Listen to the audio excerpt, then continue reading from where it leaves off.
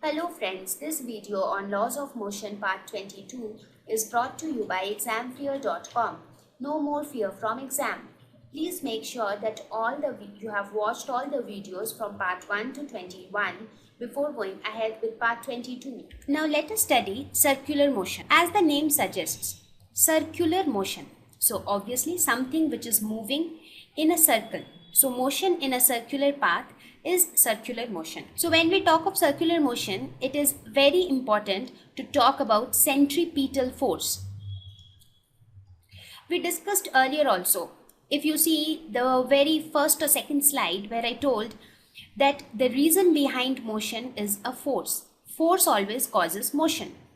So when I talk of circular motion, the force which is the cause behind circular motion is the centripetal force. That is the force which makes an object move in a circular path. So the force that makes a body follow a curved path, because till now whatever we talked of straight paths.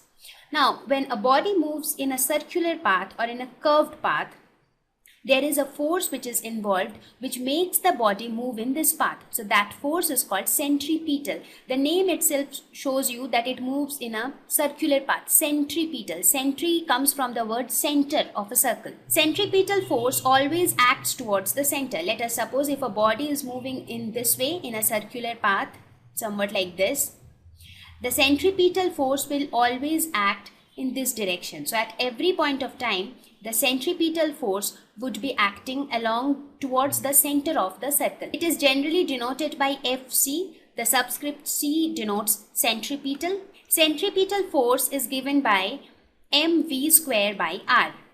mv square by r. Now we already know that force is equal to, okay, so here we see that the centripetal force is equal to mv square by r. We already know that force in general is equal to mass into acceleration. So if we compare the formula for centripetal force with this formula, we find that v square by r is the acceleration here. This v square by r is known as centripetal acceleration. So we can write centripetal force is equal to mass into centripetal acceleration. And what is centripetal acceleration? It is v square by r. Don't worry, in the next slide we will prove how centripetal acceleration is equal to v square by r. So here we come, we will derive centripetal force is equal to mv square by r. Now as I told you that centripetal force is equal to mass into centripetal acceleration. So here what we will do is we will try to derive the value of centripetal acceleration. So that will make our work easy. We also know that certain things which we already know.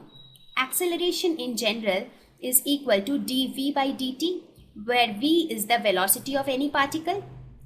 And similarly, velocity is equal to rate of change of position or rate of change of displacement with time. So here let us suppose we denote p as the position vector. Now let us suppose we consider a motion, a circular motion somewhat like this. Okay, let us suppose the position vector is denoted by p. And we consider that the radius of this circle is equal to r. Let us say the position vector is denoted by p. This is r, and we say this angle is theta, which keeps changing. Correct. So we can write that the position vector at any point, at any arbitrary point on this circle, the position vector can be written as r cos theta, comma r sin theta.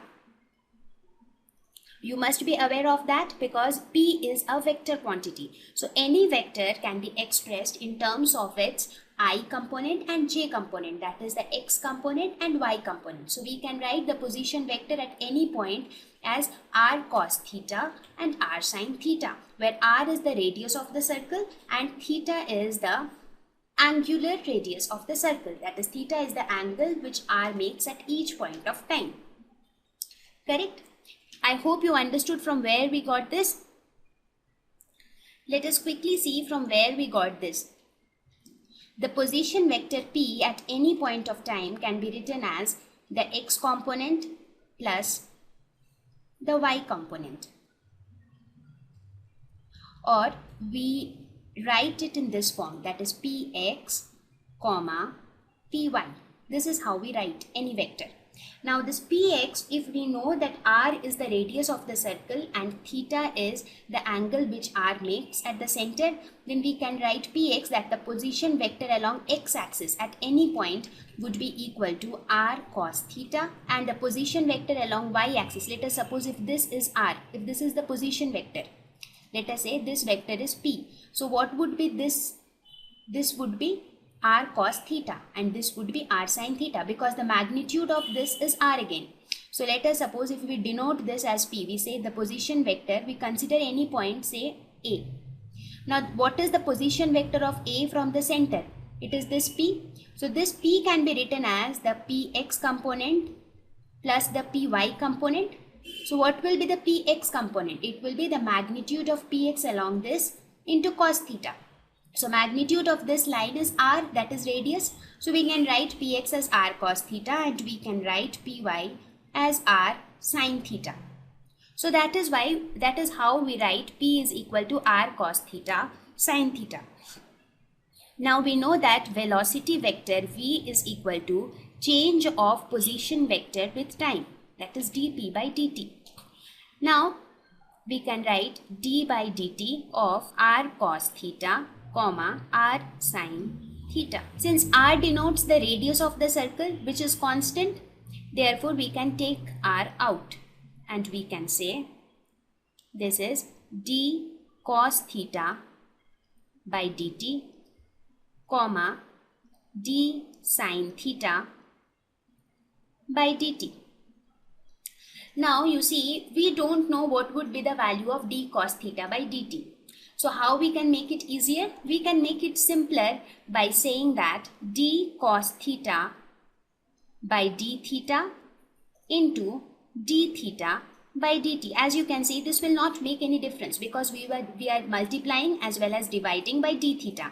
At the same time, it will become easier for us to solve this because we know the value of d cos theta by d theta. So similarly, we will do here also, that is d sin theta by d theta into d theta by dt. This will come out to be, we know that d by d theta of cos theta would be minus sin theta. And what is d theta by dt? That is the change of this angle with time. That is nothing but angular velocity. We denote angular velocity by omega. So that also I'll write here.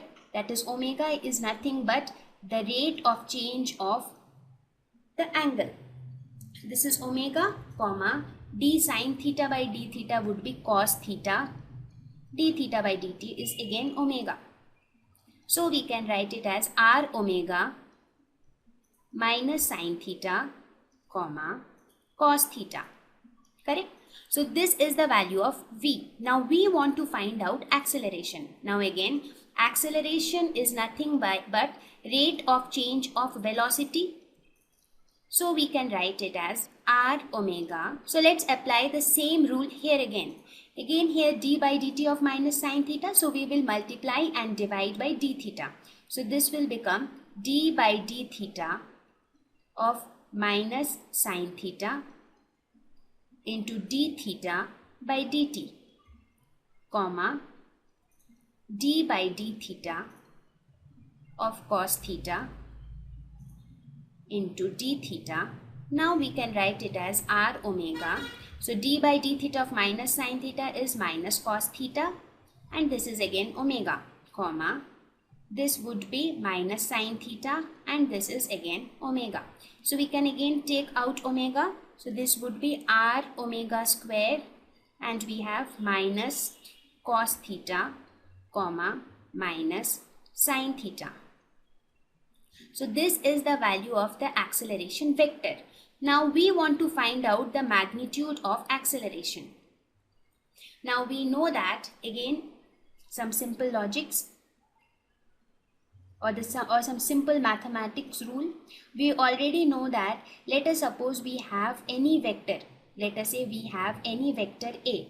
Any vector A, if it is represented as AXi cap plus AY j cap, then we can represent it as AX comma AY in this way.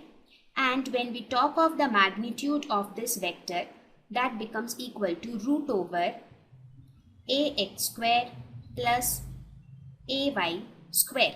So we will apply this simple logic here also. Here also we are representing A as in the form of this, that is, we are representing in this equation, we are representing it in this form. Now we want to find out the magnitude. So this will be root over AX square plus AY square. Now if you do root over of this thing square, so this will again come out to be R omega square, and root over cos square theta plus sin square theta. We know cos square theta plus sin square theta is equal to 1. So it will come out to be R omega square. Let's write it. So this will be equal to cos square theta plus sin square theta. So this will come out to be R omega square. So we found that the magnitude of acceleration is equal to R omega square. We also know the relation between linear velocity and angular velocity, that is omega is equal to V by R. We already know this relation.